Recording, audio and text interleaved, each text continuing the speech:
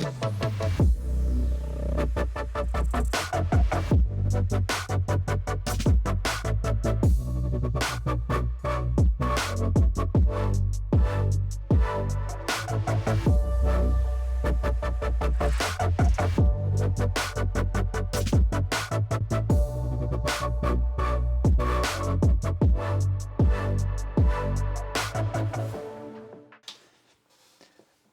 what's up guys? Welcome back to the channel. I know it's been a couple of weeks since I got a video out, and I really do apologize, but we've been doing a lot of work on my office and really kind of cleaned everything out and started from scratch. And I think it's coming along nicely. I think it looks pretty good. Let me know what y'all think. Got some shelves and my lenses and camera and gimbal and stuff, and put my sound panels up that I made, and I don't know, it's coming along nicely, but I figured it'd be a little better content if I gave y'all something nicer to look at. You know, my old office, just a little, for one, it was just cluttered in here, and I couldn't handle the clutter. It got to the point to where I wasn't even comfortable coming in here and making content. So we pulled everything out and started all over again.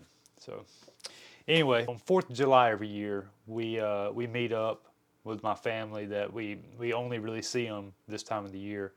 And you know, it's family from all over the country, and we meet up at this lake house and have a good time. And I'm walking around, I'm shooting, and just taking pictures of everybody. And I'm using, you know, probably the most versatile tool in anybody's photography kit, which is the 70-200. And you know, I get back home and you know I've got hundreds of photos, probably really almost 1,000 photos from just a couple of days being there. And I just missed so many shots. I did. And some of it could have been operator error, but a lot of it I just, you know, had an old Sigma 70-200. It's not the optical stabilized version. And so Prime Day rolls around, and my credit card is still burning. So I don't know. Hopefully y'all got some good deals on Prime Day. I know I did. And this is one of them. So this is what I want to talk about today. And we got the Tamron SP 70-200 G2. And she's a beast. I tell you what. It's a full metal body made out of lightweight aluminum. It's got a nice matte black finish. It is a bit of a fingerprint magnet though. I'm not going to lie. Everything seems to kind of scuff a little bit, but you know, it's still, I hear my dog coming. So yeah, full metal, lightweight aluminum body. It is weather sealed. Got a nice rubber gasket right there. Really pleased with that. But the one thing that really blows my mind is what they're calling VC, vibration control, which is Tamron's version of image stabilization. Now I didn't really have much to compare it to because the lens I was using was you know, I don't know what year it came out, but it was fairly old Sigma. I picked it up on eBay years ago, and I want to guess it's probably from the late 90s. It's the Macro DGEX, and it's been a good lens, but it just wasn't very good when it came to panning and just a lot of movement. And man, I hear that dog going crazy. So anyway, yeah, the Tamron says that you can get up to 5 stops of image stabilization, which I don't disagree with because I've been able to get down to 1/25th of a second pretty comfortably, and that's just remarkable. I think with my Canon 24-105L, I think I can get down to around 1/30th or so. So yeah, just really great optically stabilized lens. It has 3 modes. Jeez. Let me shut this door.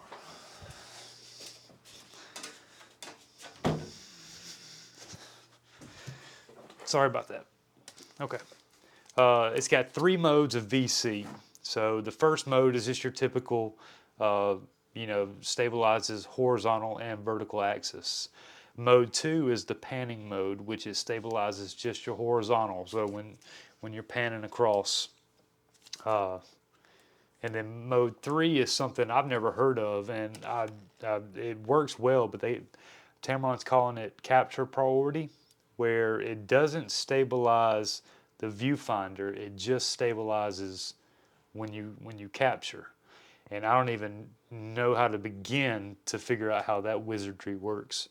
It's definitely something fascinating, but there is one downfall to this lens that we'll get to in a minute, but it is optically sharp. I mean, like I said, I don't have much to compare it to, but she's a chunky girl, and I think she's coming in at 3.3 pounds, which is like 1,500 grams, 7.6 inches.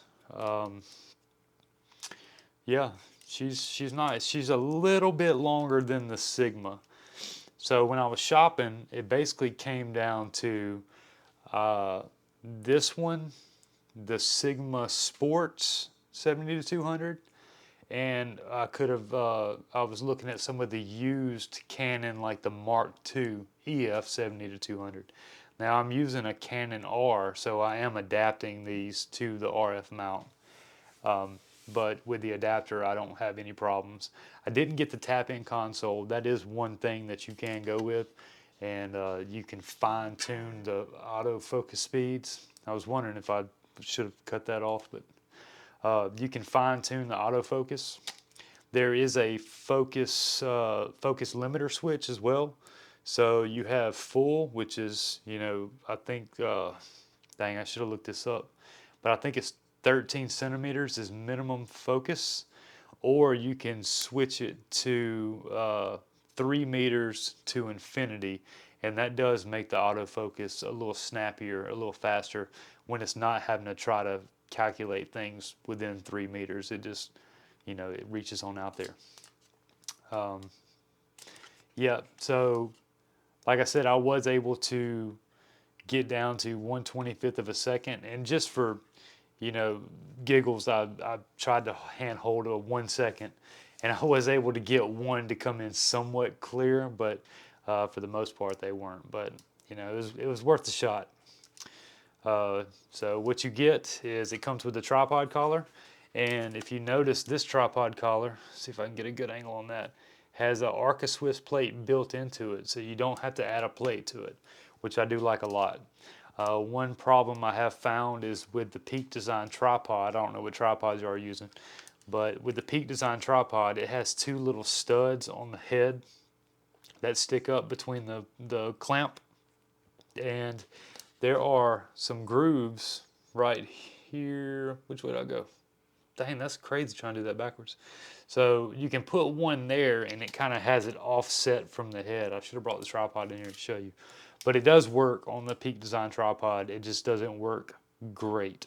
This is really just more of a first impressions. I haven't had a chance to use it a whole lot, but we are about to head out to Savannah for the week, and I'm really going to put it through its paces out there. So if you want to see a full review, be sure to hit that subscribe button. That would be cool, and I'll try to get that full review out shortly. Like I said, I'm really going to put it through its paces next week.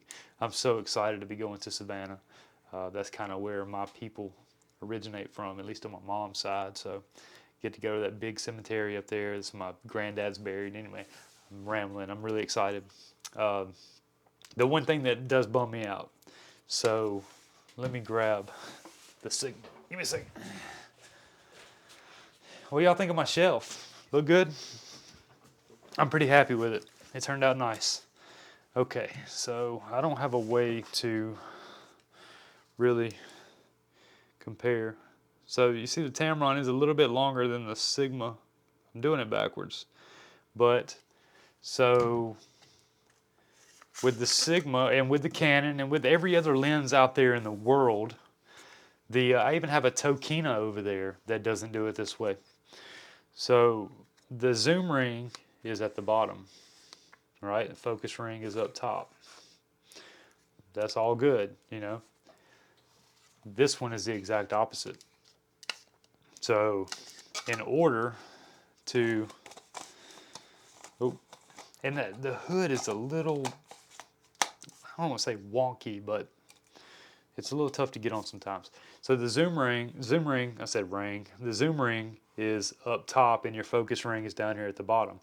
And it's aggravating, it takes some getting used to for sure, but I don't use a lens hood all the time. I typically, when I'm out like doing street photography or just walking trails or whatever, I'm like this, right? Like probably a lot of people are.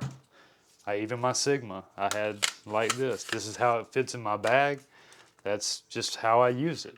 Well, guess what?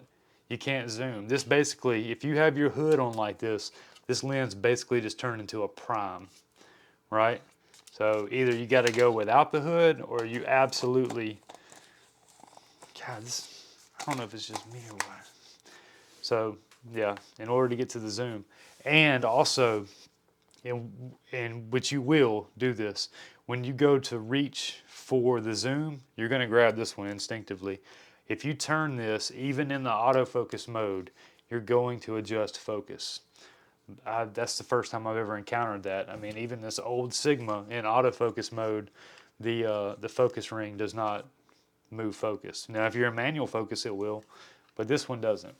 But that is the only downfall to this lens that I found.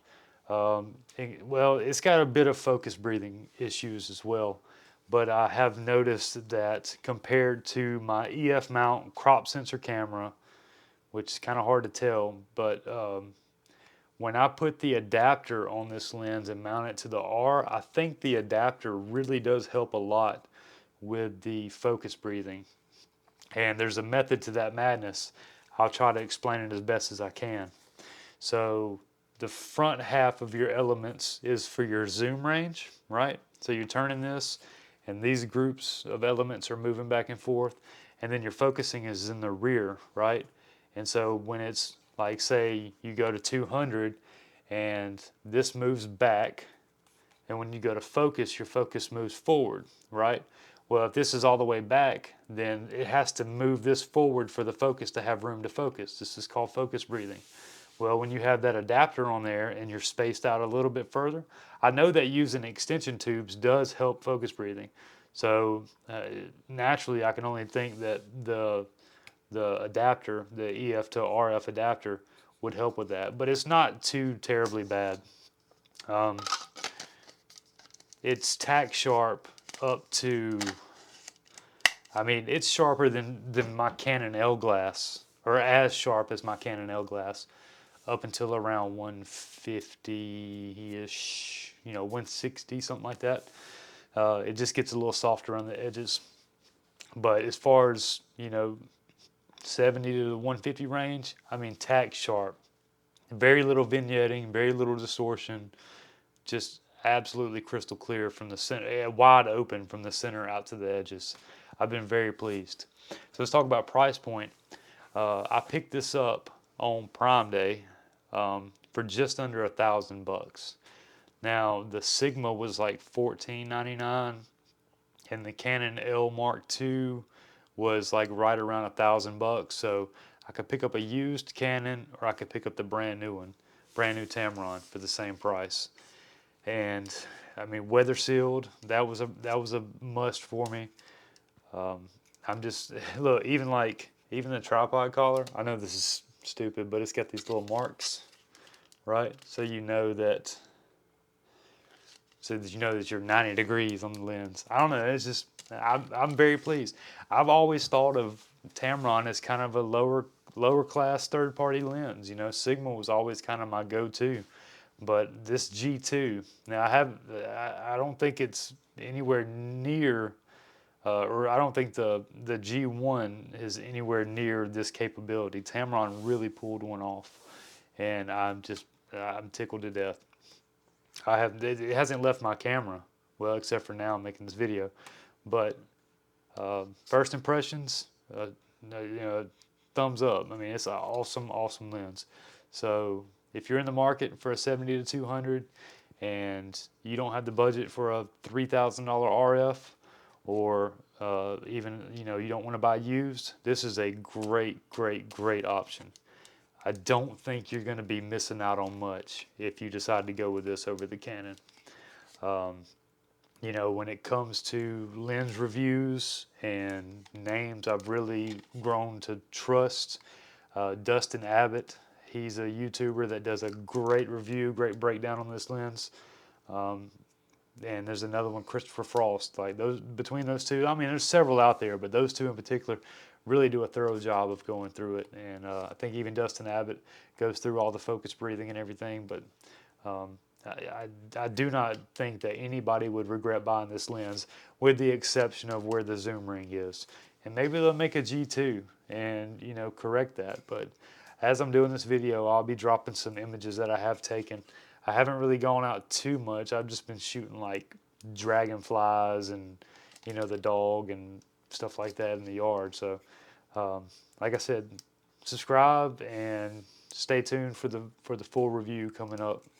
You know, give me a week or so. I might even try to get a video up while I'm out in Georgia. But anyway, I guess that's going to do it. I think I pretty much covered everything. Let me look over my notes.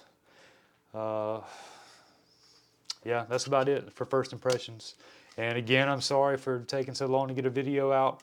I think we're up to 92 subscribers, y'all. We're growing, and it's all because of y'all. And I just appreciate each and every one of y'all so much. And, you know, if you found this helpful, hit the like button. That'd be awesome. If you're into photography and tech-related content, you know, I'm doing the best I can to try to get some good content out. Oh, check this out. So we do flea markets on Saturdays when we can. And I'm always trying to, I don't know if you can see, but let me get out of the way. Right there. That is a old Super 8 camcorder, I don't know what you'd call it, camera that I picked up for $5. It just looks good up there, doesn't it? It came with film and everything. But, so I was at one the other day, and this dude gave me 5 years worth of this Shutter magazine, and there are so many ideas and techniques and tips and tricks, and I mean, this is what a great magazine. So I'll definitely be taking some ideas out of this and try to relay them in the videos. So yeah, please hit the subscribe and like button, and I'll do the best I can. Hopefully I can earn it. All right, well, I appreciate y'all. I hope you have a great day. Take care of yourselves. You know you deserve it. Peace.